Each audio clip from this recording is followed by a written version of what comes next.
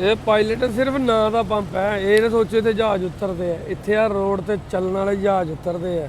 ਠੀਕ ਹੈ, ਅੱਜ ਜਹਾਜ਼ ਖੜੇ ਚੱਕੋ। ਇਹ ਹੈ ਜੀ ਅਮਰੀਕਾ ਵਾਲੇ ਜਹਾਜ਼, ਜਿਹੜੇ ਅਮਰੀਕਾ ਦੇ ਸਿਰ ਤੇ, ਜਿਨ੍ਹਾਂ ਦੇ ਸਿਰ ਤੇ ਅਮਰੀਕਾ ਚੱਲੀ ਫਿਰਦੀ ਹੈ। ਇਹਨੂੰ ਕਹਿੰਦੇ ਆ ਝੋਟੇ। ਅੱਜ ਸ਼ਨੀਵਾਰ ਆ, ਮੈਂ ਕਿਹਾ ਵਿਹਲੇ ਹੀ ਆ, ਲੋਡ ਤਾਂ ਮਿਲਿਆ ਨਹੀਂ।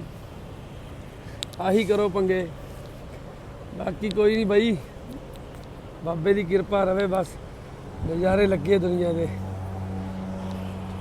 ਉਹ ਆਪਣਾ ਆ ਖੜਾ ਜਮਦੂਤ, ਆ ਹਰੇ ਵਾਲਾ।